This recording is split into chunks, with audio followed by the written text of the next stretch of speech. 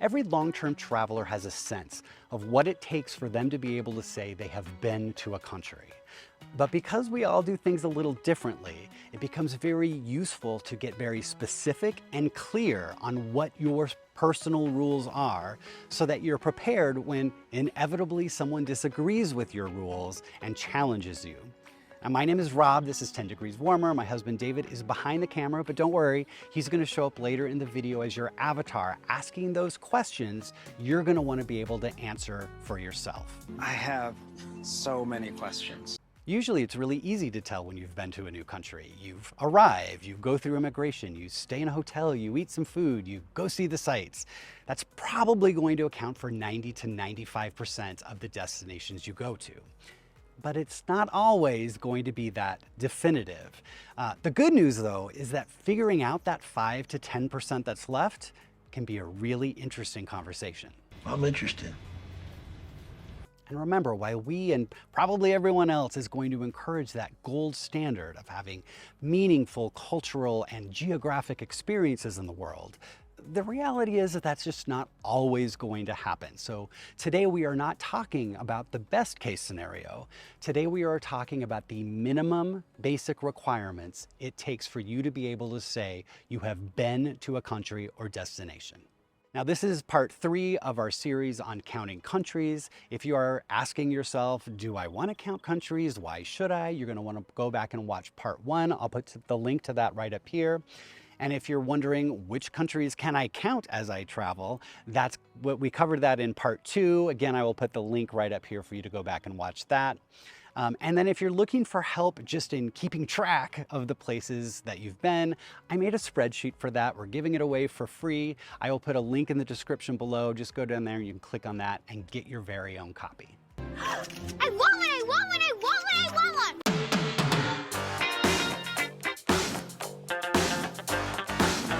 My take on counting countries is that the number you come up with in the end is perhaps the least important part of this entire conversation. What makes it so interesting is that we get to learn something about the world and then make some decisions and then share and debate those decisions with other travelers that we meet. Because remember, no matter what rules you come up with, at the end of the day, we're probably going to agree on most of what we're talking about. And for those remaining decisions, there's just so many different schools of thought precisely because there's no right, perfect way to do it. We all get to do what we want. We choose some arbitrary rules that make sense to our brain, and then we do our best to be as consistent as we can.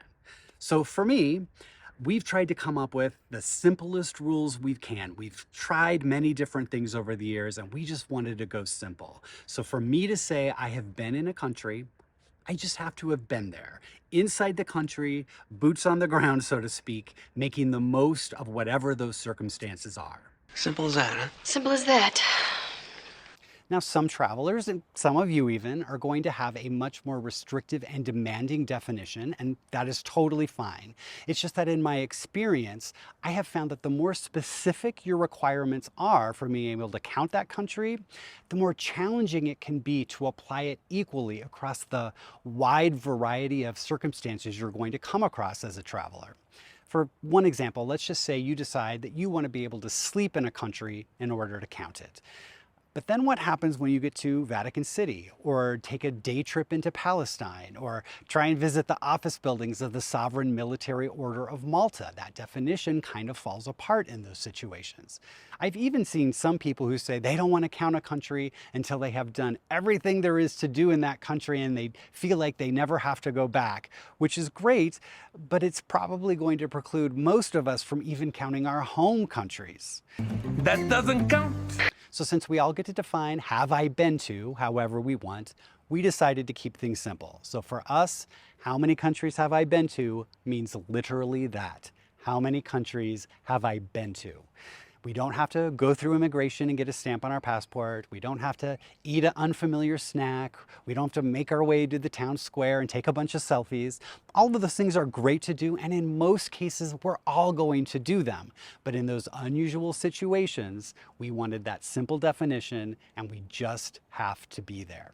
Now, Even with a definition this simple, there are still some unusual circumstances that come up. So I'm going to take some questions and try and answer some of those for you.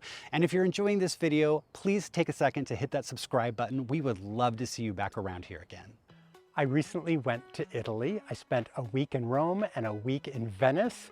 I ate the food, I met some locals, I got lost, I was stuck in a downpour, I took tons of pictures. It was an amazing trip. I'm pretty sure I know the answer. Does that one count? Yes, this counts. This is the gold standard of traveling somewhere.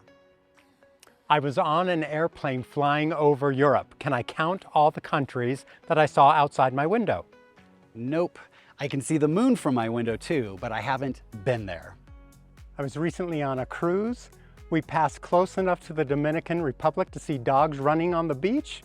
Is that close enough? This doesn't count. It's better than flying over at 30,000 feet, but the idea is to get your feet on the ground. I was on a cruise ship. We went into a port. I spent 8 hours on a tour, but I never went through immigration. Does that count? Yes, your feet were on the ground, it counts. I was on a cruise ship. I didn't get off the ship, but there was a cultural dance happening down on the pier. I watched it from the pool deck.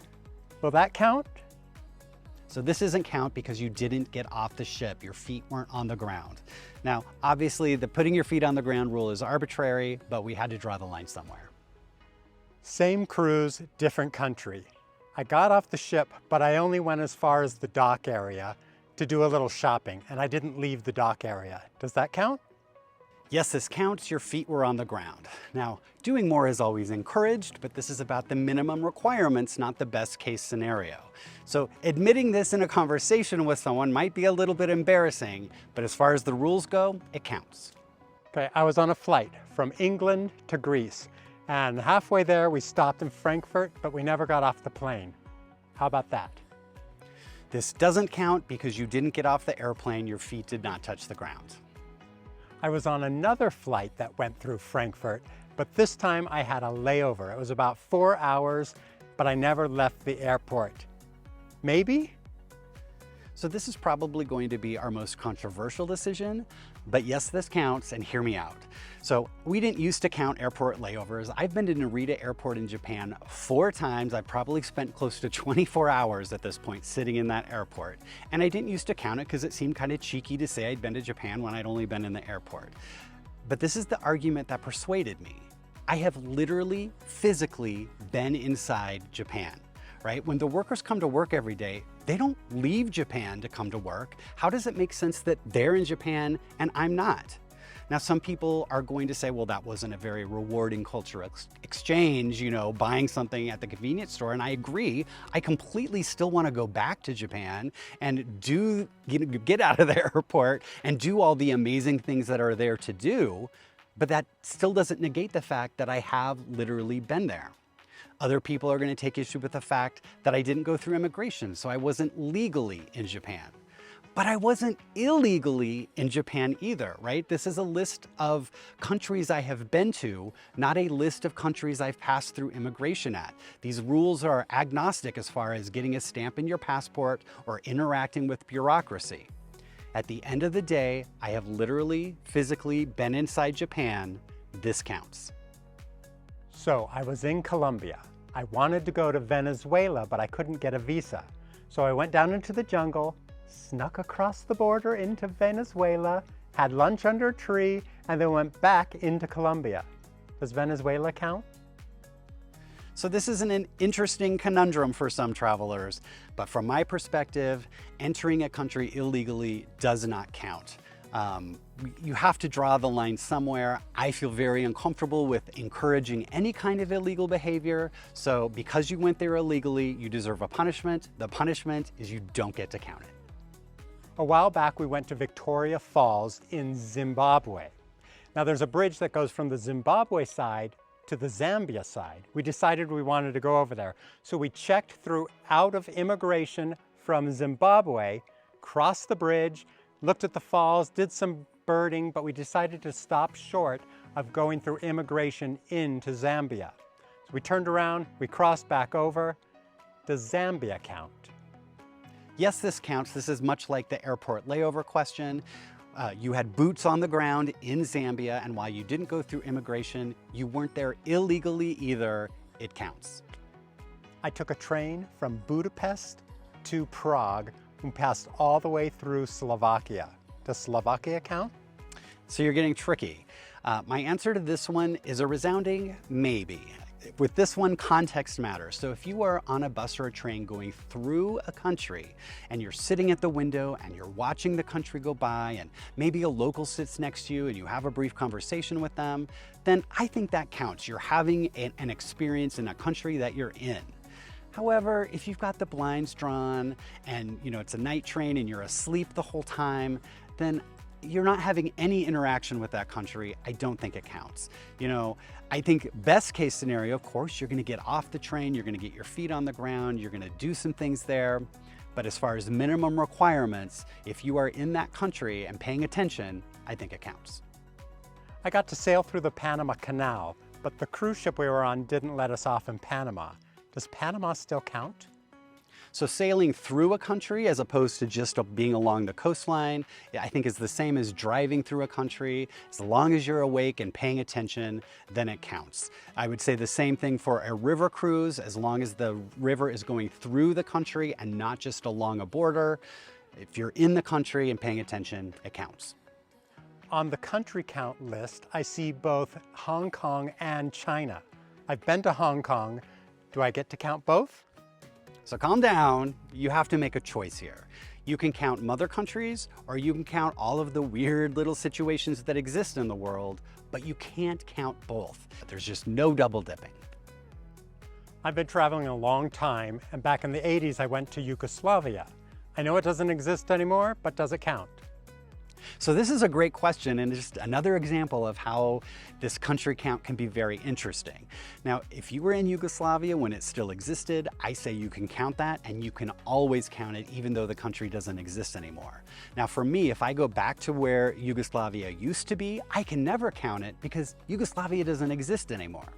Now for you, let's say when you were in Yugoslavia, you went to the place that is now known as Montenegro. You can't, if you're counting Yugoslavia, you can't count that also as Montenegro. It's the same kind of idea as the Hong Kong and China. You can't double dip. You have to count it one way. If you want to count Montenegro, you have to go back when it actually exists as a country. Well, I have different rules, and I think you're wrong.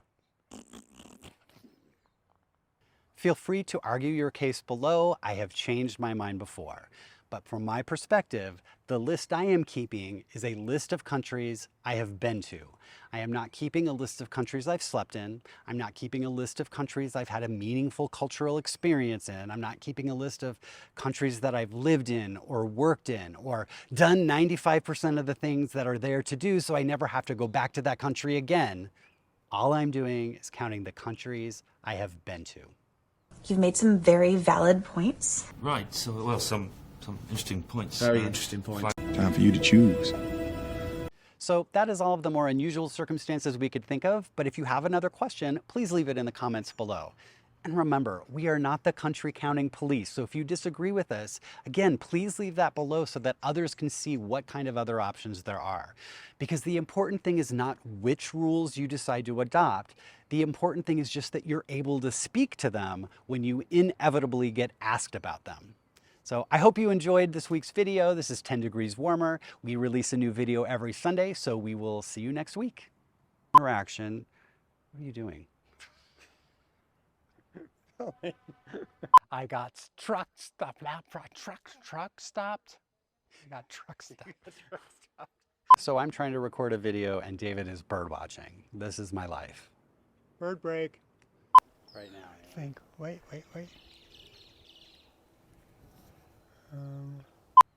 And remember, we're not the country counting police. So if you disagree with us, please let me know in the comments below so I can send the actual country counting police to arrest you. Bird break. I'm not very good at raspberries. I need to go to raspberry school.